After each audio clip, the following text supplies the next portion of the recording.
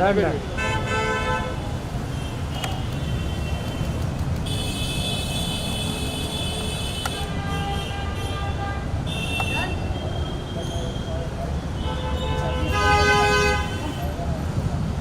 Done done कैंडिंग selfie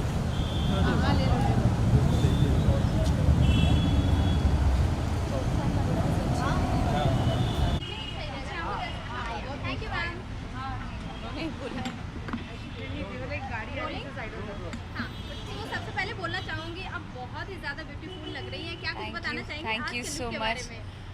actually हम लोग यहाँ पे फ़ोटो शूट करने आए हैं एंड बहुत सारी थिंग्स बहुत सारी चीज़ें लाइंड अप हैं और you will come to know soon. Okay, so photoshoot के बारे में क्या कुछ बताना चाहेंगे? कितना एंजॉय कर रही हैं? किस तरह मैं की ज़्यादा photos रिवील करना नहीं चाहूँगी, बस इतना बताना चाहूँगी आज फ़ोटो शूट है and I am so excited and happy.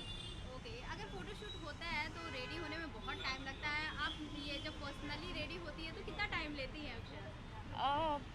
Actually time तो लगता है बट मैं बहुत क्विक कुछ भी करना चाहती हूँ, सो मोस्टली 1.5 आवर।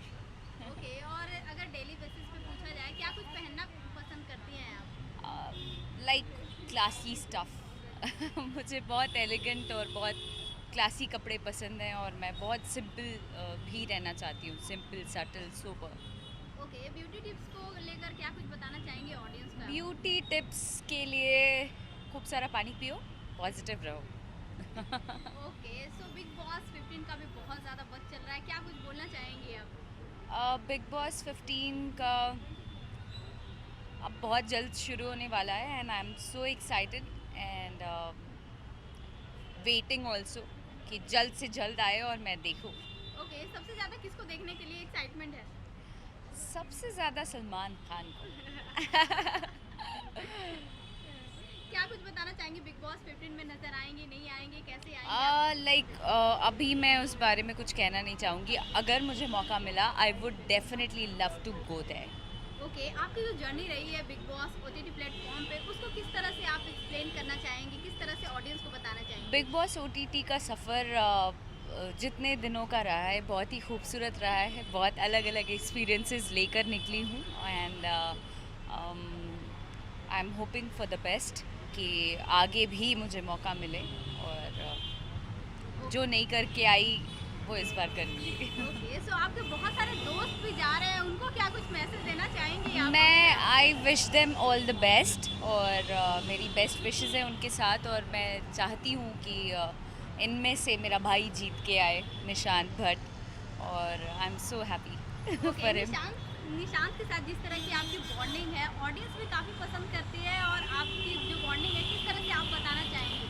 निशांत मेरा भाई है हमारी बॉन्डिंग घर के अंदर बहुत अच्छी बनी है और घर के बाहर भी बहुत अच्छी रहेगी जब वो वापस आ जाएं, और मेरी बहुत सारी दुआएं हैं कि वो शो जीत कर आएँ। ओके, एंड लास्टली क्या कुछ आप अपनी ऑडियंस को मैसेज देना चाहेंगे? मैं मैसेज देना चाहती हूँ, आप हमेशा से मुझे प्यार करते आए हैं, इसी तरीके से अपना प्यार और आशीर्वाद बनाए रखिए। I love you all. Thank you so much, nice talk. तो ये शुक्रवार का देखिए, अब इसी से समझ लीजिए कि खेसारी कितना वर्क करता है। जी किसी के पास फिल्म रिलीज करने के लिए नहीं है, किसी हीरो की फिल्म तैयार नहीं है, रेडी नहीं है, और खेसारी कितना मेहनत करता होगा कि लगातार उसकी फिल्म रेडी है, लगातार उसके गाने रिलीज हो रहे हैं। तो समझिए कि अपने जनता के लिए कितना मेहनत करता हूँ मैं। ये नहीं कि खेसारी की आज भी फिल्म है यार, कल भी फिल्म है, मैं उतना वर्क करता हूँ, जबकि एक फिल्म को बनाने में कम से कम 3 से 4 महीने लगता होगा।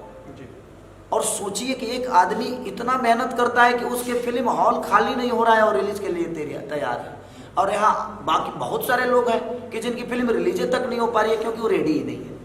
तो मैं कोशिश करता हूँ कि मैं जिस प्रोड्यूसर का काम करूँ 1 शेड्यूल में काम कर दूँ, ताकि वो अपना काम करे, फिर मैं किसी और का करूँ, फिर भाई वो अपना फिर दूसरा काम करे। अगर मैं एक ही सिनेमा को 1 साल तक लटका के रखूँगा तो मुझे लगता है कि ना वर्करों को टाइम से पैसा मिल पाएगा, ना प्रोड्यूसर खुश रहेगा, ना डायरेक्टर खुश रहेगा, ना संगीतकार खुश रहेगा, ना डिस्ट्रीब्यूटर, कोई खुश नहीं रहेगा। अगर हम एक काम को लटका कर 2 साल रखेंगे तो सर किसी को पेमेंट कहाँ से मिल पाएगा? तो उसमें वर्करों का घर बर्बाद होता है, वर्कर घर बैठ जाते हैं और फिर वर्कर कहीं और चले जाते हैं, फिर वो सिनेमा शुरू होता है तो वर्कर वहाँ पहुँचते नहीं, उनका पेमेंट नहीं मिलता है।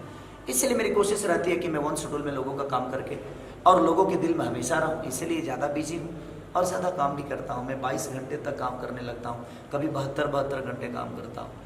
तो ये लोगों का प्यार ही है, और मेरे पास ताकत है या नहीं पता नहीं, लेकिन लोगों का दिया हुआ ऊर्जा मेरे पास इतना ज़्यादा रहता है कि मैं कभी थकता नहीं। बबली गर्ल जो इसमें है, बबली गर्ल बाप जी में नजर आने वाली है साथ में, और लव डोज भी कल गाना रिलीज होने वाला है। हाँ, बाप जी एक बहुत खूबसूरत एक बाप बेटे की कहानी है, और पिता और पुत्र के बीच में क्या संबंध होता है जो बाप जी जो देखेगा उसको समझ में आएगा।